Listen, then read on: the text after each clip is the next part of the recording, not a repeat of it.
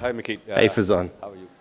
Mickey, what went wrong? I mean, at the point when Babar and Rizvi were playing, it looked like we are going to post something around 300, but then suddenly, traditional collapse. What went wrong? Yeah, I just think we were a little bit timid tonight with our overall performance. I would have liked us to really take the game on just a little bit more. It's a massive occasion, as we know, but I think we just went into our shells just a little bit. And to go from 155 for two, if it was, to 190 odd all out is just not on.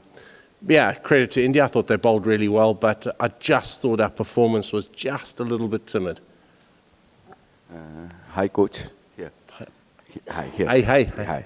Just wanted to know that the way the landscape of ODI scoring pattern has changed over the years, do you think the way Babar and Rizwan approached between till they were at the crease for 83-run partnership, would you think that they could have shown a bit more intent, probably take the Indian spinners a bit more?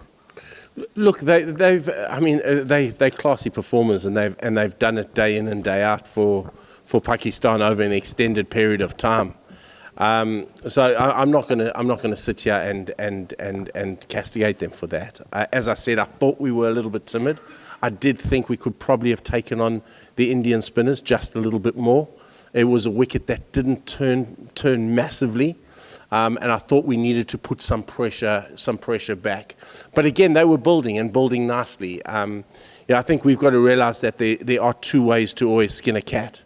And we've had success by taking it deep and then cashing in at the back end. That's been our style, that's been our brand, but we didn't play the Pakistan way tonight, and that was the disappointing aspect of it for me. Mickey, I know that you were not at the helm of affairs before, but for 31 long years, India been just beating Pakistan, and today it's 8-0, it stands at 8-0. As a coach, as a director, how do you explain this? Yeah, look, it's I can only explain 2019 and this one because I was at the helm for it, and I think we were well beaten in both games. But I can take you back to 2017 Champions Trophy, where I thought we played particularly well. So it's just a matter to our guys work the house down. They every day we're striving to get better. Every day we're putting goals in front of them. I can't fault attitude. I can't fault effort. We were just off the pace tonight, and that's the disappointing aspect of it. Coach, I just know it sounds cliched and repetitive, but did the team talk about 7-0 or 8-0 in the World Cup?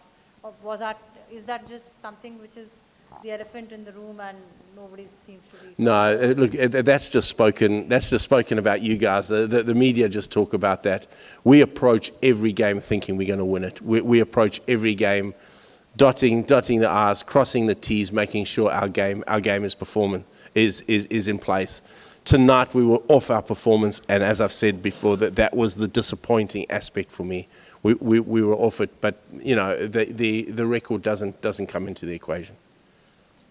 Coach, still early days in the tournament, just 1/3 of the game's done. But in the back room, as head of the coaching staff, what would your message be to the side now, having been lost to India and in such fashion? So is it like just lost to India, or just the way you guys lost today? How much of an impact is it going to have to your World Cup campaign? No, look, it's a long World Cup campaign. There's 9 games. We've played 3. We're 2 from 3 now.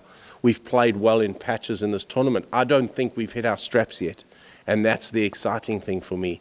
But we're 2 from 3. As I say, the key is remaining calm, staying focused, concentrating on what our next opposition is, getting the strategies right for that, getting the team balance right, and then the next focus is the next game for us. Coach, during the Asia Cup, Rohit and Gill counter-attacked in the power play, and India won in Colombo.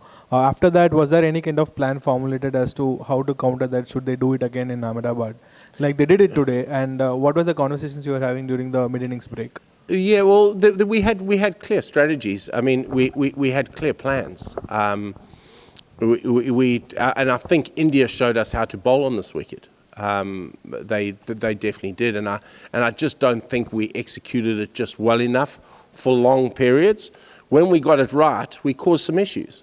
but we didn't get it right enough for long periods. And I thought India executed it really well. And again, it's, you know, India know these conditions unbelievably well.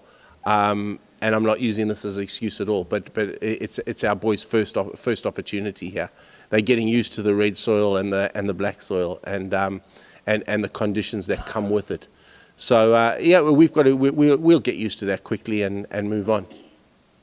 Mickey, you said that batsmen were timid in their approach. So what was the message before the match? Oh, look, we wanted, we set ourselves up, we set ourselves up as a 330 team. That's our message. That's where we set ourselves up. Now, I've said there's two ways to skin a cat. You know, teams come out firing up front and take it on, and they have the personnel to do that. We've got the personnel to build and build and build and make sure that we keep that momentum going through the innings so that we can cash in at the back end. That's been our method. But we've certainly tried to instill in our team that we're a 330 team, because we think if we get that, we defend that more often than not with our bowling attack. Coach, after a defeat like this, I know it's too soon, but will you look at change in personnel also? Certain players were perhaps not performing the way you expect them to, and giving somebody... Look, it's too soon. And as I said, we 2 from 3, so there's certainly no panic yet. We'll go back and we'll analyse this game to the nth degree. We'll talk to our players. We'll have conversations about how we want to go forward. Australia's our next game. We'll have conversations about them. We'll look at conditions, and then we'll make a selection decision based on our strategy and conditions for the next game. Mickey, how much of a factor do you think such a big crowd and such a partisan crowd against you, like 130,000 people all against you, do you think that had any impact in the things you've mentioned, being timid, etc.? Look, I'd be lying if I sat up here. Like it did. It didn't seem like an ICC event tonight. Let's be brutally honest.